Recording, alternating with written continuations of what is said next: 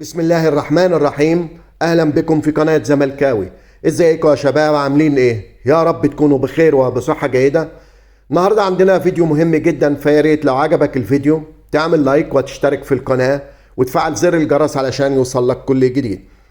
المواضيع اللي احنا هنتكلم فيها النهاردة هي فيتوريا يتحدى الاخلاق ويضم المشاغبين، اتحاد الكرة يتجاهل اللوائح، بكاء ممدوح عيد. السلام عليكم. فيتوريا يتحدى الاخلاق، ده الموضوع الاولاني اللي احنا هنتكلم فيه. فيتوريا خرج واعلن قائمة منتخب مصر طبعا، وضم فيها الثنائي احمد فتوح ومحمد صبحي رغم ايقافهم من قبل نادي الزمالك، ورغم ان هو بنفسه قال ان احنا هنشوف نتائج التحقيقات ومن خلالها هنضمهم ولا لا، ونتيجة التحقيقات ديت هتكون يوم الاثنين اللي جاي. هو طبعا ما انتظرش نتيجة التحقيقات وقام ضممهم للمنتخب وخلاص. طبعا المدير الفني هنا بيضحك علينا او بيشتغلنا، طبعا الاثنين باين عليه بيضحك علينا وبيشتغلنا. والغريبة ان هو طلع وقال لو هم عملوا نفس العمل ده في منتخب مصر هل الزمالك سيعاقبهم؟ يعني بمعنى خرجوا من المعسكر منتخب مصر وراحوا سهروا زي ما عملوا في الزمالك، هل الزمالك سيعاقبهم؟ انا بقول لك اهوت نعم الزمالك سيعاقبهم. انا في رأيي الشخصي ان الزمالك لازم ياخذ قرار بهذا الشأن اللي عمله فيتوريا، اولا بارسال اعتراض او بيان اعتراض على اللي حدث، لانهم في اللحظة ديت هو بيتحدى نادي الزمالك، لان فيتوريا اخذ لعيبة عليها عقوبات وعقوبات تأديبية، وفي قرار هيطلع باذن الله يوم الاثنين اللي جاي من خلال هذا القرار. هو كان ممكن يضمهم ولا لا، ولكن هو ما انتظرش وخدهم مباشرة للمنتخب وقال لك دولت من الأعمدة الرئيسية اللي أنا بعتمد عليهم في المنتخب الوطني، مع إن هو كمان ما بيلعبهمش خالص وهم دايما في حالة احتياط. ده بالنسبة للموضوع الأولاني. الموضوع الثاني اللي احنا هنتكلم فيه هو ممدوح عيد. ممدوح عيد ده مسؤول في نادي بيراميدز، خرج بعد المباراة وهاجم التحكيم، وطبعا هاجم الحكم أحمد الغندور اللي حكم مباراة الزمالك وبيراميدز، وكتب عبر حسابه على الفيسبوك لن ينصلح حال كرة القدم في أي مكان به حكام تفجر ولا تحاسب. وبس في سؤال هنا، هو الحكم فجر في ايه؟ ممكن حضرتك تقول لي هو الحكم فجر في ايه؟ لو تسمح ممكن تقول لي. المفروض اصلا ان في ركله جزاء لصالح عبد الله جمعه في اخر دقيقه في الشوط الرابع من دفعه واضحه جدا من ايد احمد سامي مدافع بيراميدز، ولم تحتسب ولم يعود للفار حتى لها تاني يشوفها. كان ممكن جدا انها تنهي المباراه قبل ركلات الترجيح، ومع ذلك لم تحتسب، وده معناه ان الحكم ظلمك. غريبة جدا، الحكم ظلم الزمالك مش ظلم بيراميدز.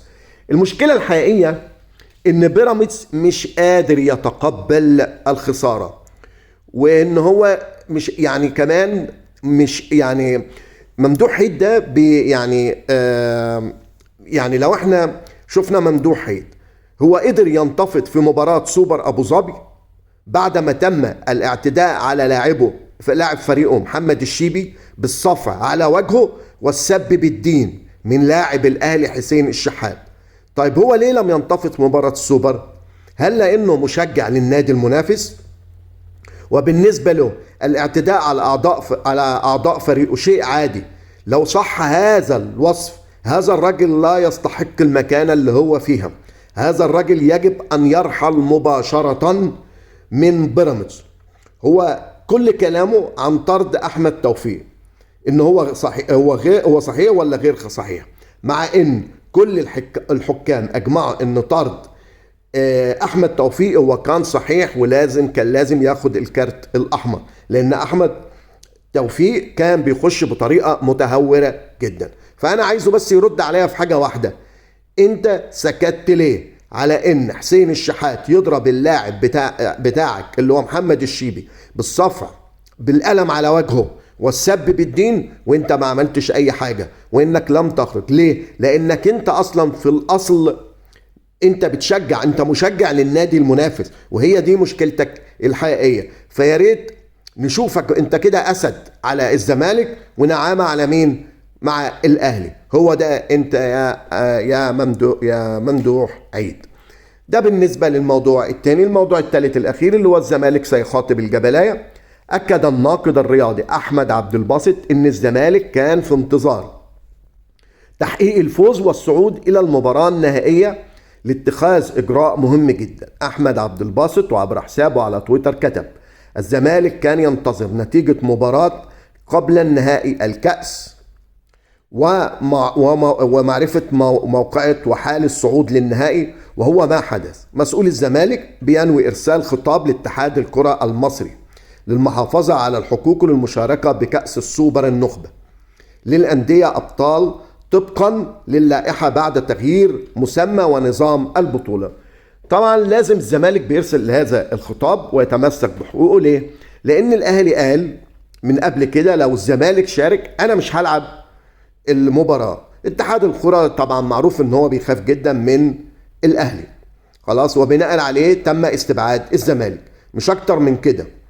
وبعدين يعني هو تم استبعاده بس كده، يعني علشان خوفه من الاهلي، ولا في لائحة ولا في نظام ولا في اي حاجة خالص. والزمالك لو احنا عايزين نتكلم، الزمالك انسحب من البطولة القديمة، ما انسحبش من البطولة الجديدة. البطولة الجديدة اسمها كأس النخبة اللي هي بتضم 4 فرق.